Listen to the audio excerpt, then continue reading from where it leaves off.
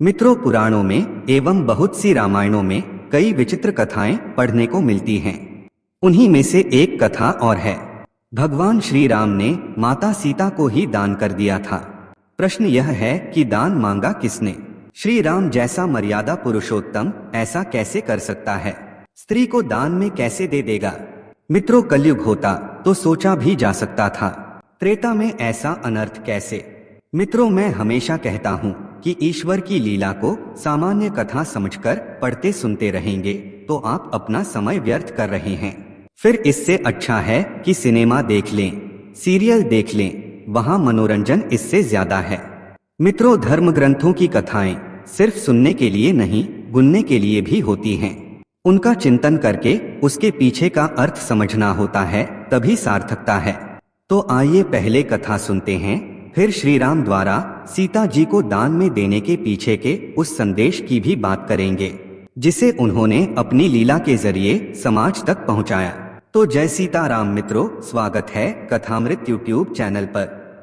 मित्रों, लंका विजय से लौट आने के बाद भगवान श्री राम ने इस बार बहुत विशाल अश्वमेध यज्ञ किया। इस यज्ञ की पूरी धरती पर चर्चा थी, खूब दान बांटा जा रहा था। इससे उत्साहित होकर भगवान ने घोषणा कर दी कि यदि कोई मुझसे कौस्तुभ मणि, कामधेनु, अयोध्या का राज्य, पुष्पक विमान और यहाँ तक कि सीता को भी दान में मांगेगा तो मैं खुशी खुशी दे दूंगा। इस घोषणा का प्रचार दूर दूर तक हुआ, पर किसी में इतनी हिम्मत या सामर्थ्य कहाँ कि ऐसी वस्तुएं दान में मांगे? कोई सामने नहीं आया। अब भगवान श्री राम द्वारा अपने गुरु को दान देने की बारी थी। श्री राम ने चिंतामणि और कामधेनु को श्री वशिष्ठ जी को देने की घोषणा की, पर वशिष्ठ दान लेने को आगे ही नहीं आए। श्री राम बड़े आश्चर्य में पड़ गए। श्री राम ने सोचा कि क्या मुझसे या मेरे परिजनों से अनजाने में कोई धृष्टता हो गई। श्री राम इन्हीं विचारों में थे। अपनी चिंता उन्होंने भाइयों और मंत्रियों से भी कही। मंत्रियों ने सुझाव दिया कि आप स्वयं गुरु के पास जाएं और इस संदर्भ में पूछें। भगवान गुरु के पास गए और विनीत भाव से कहा कि गुरुवर, आप इस दान को स्वीकार कर मेरे यज्ञ को पूर्ण करें। आप यदि दान नहीं स्वीकारेंगे तो यज्ञ पूरा ही ना होगा। मुझसे कोई अपराध हुआ है तो क्षमा करें, पर यज्ञ पूर्ण करें। जब कामधेनु को अलंकृत कर गुरु वशिष्ठ को देने चले, तब वशिष्ठ जी अपने चित्त में विचार करने लगे कि मेरे पास तो इस कामधेनु की कन्या नंदिनी है, अब इसे लेकर मैं क्या करूंगा? मेरा तो इससे कोई प्रयोजन नहीं है। अतः यह कामधेनु तो राजा के ही पास रहनी चाहिए, क्योंकि श्री राम ही इसको रखने योग्य हैं। इसलिए इसे त्याग कर मैं श्री रामचंद्र जी की कीर्ति वर्धन के लिए सीता को ही दक्षिणा में मांग लूंगा। और इस प्रकार रघुश्रेष्ठ की उदारता आज मैं संसार को प्रकट कर दिखाऊंगा। यह निश्चय कर वशिष्ठ जी बोले, यह आप धेनु क्या दान करते हैं? इससे तो मेरी तृप्ति नहीं होगी। यदि आप मुझे कुछ दान देना ही चाहते हैं तो सुशोभित सीता को ही दीजिए, उसी से मेरी तृप्ति होगी। अन्य सैकड़ों स्त्रियों से भी मैं तृप्त ना होऊंगा। तब ऋषि वशिष्ठ के इस बात को सुनकर सब लोग व्याकुल हो गए और समस्त जनता में महान हाहाकार होने लगा। लोग कहने लगे, ज्ञात होता है यह वृद्ध वशिष्ठ पागल हो गया है। कुछ लोगों ने कहा, नहीं भाई, ऋषि ने रामचंद्र जी से विरोध किया है। किसी ने कहा, नहीं, ऋषि वशिष्ठ राम जी के धैर्य की परीक्षा कर रहे हैं। कोई बोला, देखो अब राम जी क्या करते हैं। तब गुरु जी के इस वचन को सुनकर श्री रामचंद्र जी ने संकेत कर सीता को और गुरुदेव को भी अपने समीप बुलाकर सभा में ही सानंद पूर्वक सीता का बायां हाथ पकड़कर वशिष्ठ जी को प्रसन्न करने के लिए बोले, आप स्त्री दान का मंत्र बोलिए, मैं आपको सीता का दान करता हूँ। वशिष्ठ ने कहा, तथास्तु। ऐसा कहकर स्त्री दान को वशिष्ठ जी ने जैसी विधि थी उसके अनुसार स्वीकार किया। समस्त जगत आश्चर्य करने लगा। उस समय सारा संसार चित्र लिखित सा हो गया। सबने अपने शरीर की सुध भुला दी। तब मुनि सीता से बोले, अब तू मेरे पीछे जाकर बैठो। श्री राम ने तुमको मेरे लिए अर्पित किया है, परंतु मैं तुम्हें पुत्री के समान मानता हूँ।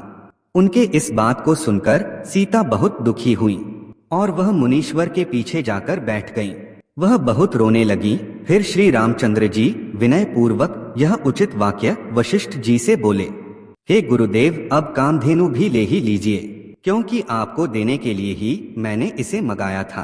तब यह सुनकर वशिष्ठ जी बोले कि हे महाबाहो राम, तुम्हारी उदारता देखने के लिए ही मैंने सीता को मांगा था। आपके द्वारा दी गई सीता पुनः तुम्हारी हो जाए, इसके लिए हे रघुश्रेष्ठ, तुम सीता को सोने के बराबर तोलो और 8 बार तोलने पर जो सुवर्ण हो वह मुझे दो। फिर मेरी आज्ञा से तुम सीता को ग्रहण करो, तथा इस संबंध में अब मेरा आदेश सुनो। यह कामधेनु, चिंतामणि, सीता, कौस्तुभ रत्न, पुष्पक विमान और अयोध्यापुरी तथा अपना राज्य, यह 7 वस्तुएं यदि तुम किसी को दोगे तो मेरी आज्ञा भंग करने के दोष से बड़ा दुख पाओगे। पत्नी दान देने की वस्तु नहीं होती, इसलिए आगे से सीता को दान देने की सोचना भी मत, क्योंकि तुमने आज तक कभी भी मेरी आज्ञा को भंग नहीं किया है। इस कारण हे राजन, मुझ मुनि से निर्देशित इन 7 वस्तुओं को छोड़कर और तुम्हारी जो भी इच्छा हो उसे बिना विचारे ब्राह्मणों को दे सकते हो। श्री रामचंद्र जी ने गुरु जी की यह आज्ञा स्वीकार की और कहा कि बहुत अच्छा गुरुदेव। भगवान बोले, गुरुदेव, मैं भी यही चाहता था कि आपके मुख से संसार को यह ज्ञान मिले कि एक राजा को अश्वमेध यज्ञ या चक्रवर्ती हो जाने के दंभ में इतना नहीं भर जाना चाहिए कि वह अपनी वाणी का विचार ही न करे। क्या देह और क्या अदेह है, इसका विचार हमेशा रखना चाहिए।